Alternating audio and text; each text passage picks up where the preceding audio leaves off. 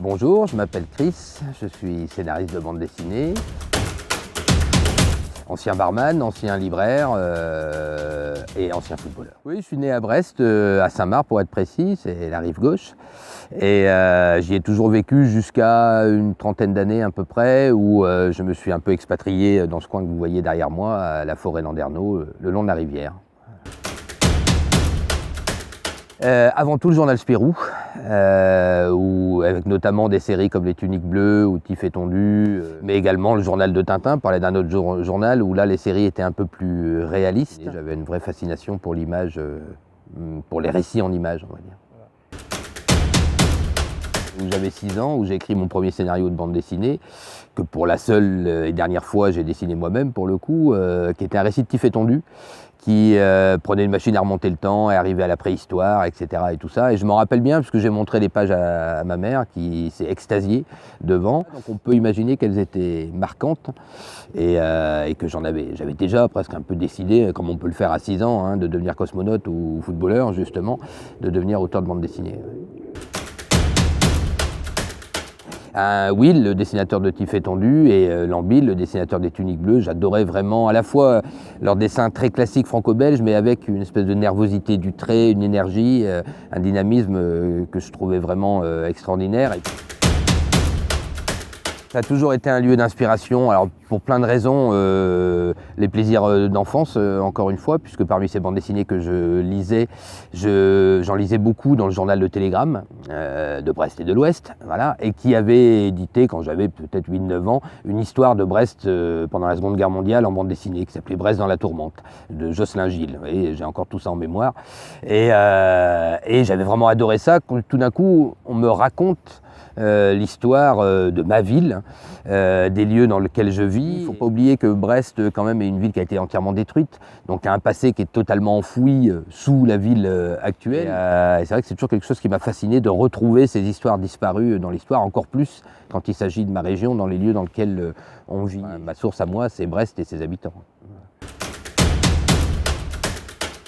Oui, c'est ça le plus compliqué, puisque ces 2 albums ont été dessinés par des dessinateurs absolument pas brestois, ni même bretons. Étienne Davodo est angevin, Damien Cuvillier est picard. J'ai fait une recherche documentaire extrêmement précise.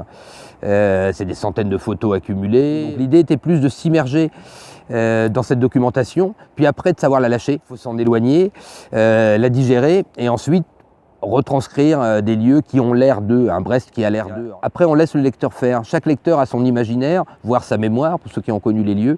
Pour finalement, on lui donne un petit bout, on lui permet d'ouvrir les tiroirs de sa mémoire et de son imaginaire, et lui fait le reste.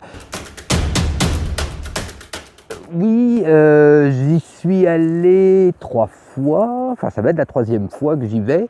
J'ai dû rater les toutes premières éditions, à chaque fois j'étais absent, ce qui m'embêtait un peu parce que d'entrée de jeu quand même Pénard BD a vraiment une volonté d'ancrer ça dans une image très bretonne et finistérienne, ce qui encore une fois était quand même une partie des albums sur lesquels je travaille. Donc, voilà, on a une proximité amicale en plus puisque l'équipe qui l'organise sont devenus des amis aussi. Ils ont créé ce prix de la bande dessinée bretonne qu'on a gagné l'année dernière. C'est une reconnaissance, un vote du public en plus, donc c'est quand même, ça veut quand même dire quelque chose. J'écris pour raconter des histoires que je trouve importantes ou vraiment chouettes à raconter, et je veux absolument que chaque lecteur évidemment la trouve aussi chouette et importante que je le ressente. On est quand même dans une région qui lie énormément, et le Finistère encore plus. Je ne sais pas si c'est dû au climat parfois variable, mais en tout cas on aime lire. Parce qu'il y a eu des auteurs importants d'entrée de jeu, Jean-Claude Fournier par exemple, qui était un des dessinateurs de Spirou, qui a essaimé dans son sillage pas mal d'auteurs bretons. Moi j'en suis la 4e génération à être passé entre ses mains. On sait très bien que les contes et tout ça sont importants en Bretagne, la matière fantastique, légendaire, elle est extrêmement importante, et ça fait partie des sources d'inspiration principales de la bande dessinée, tous les récits d'heroic fantasy notamment, mais l'histoire aussi, c'est une région très marquée par l'histoire, donc évidemment l'histoire c'est aussi une matière très importante dans l'inspiration des auteurs de bande dessinée. Bah, c'est le bord de mer, hein. De façon extrêmement originale. Moi, je n'aime rien d'autre que les sentiers côtiers. Je préfère presque les dunes assez basses que les falaises, les dunes étant typiques quand même de la côte nord du Finistère. Et après, j'aime arpenter ces villes et ces maisons ou ces châteaux typiques, mais enfin quand même, je préfère le côté sauvage.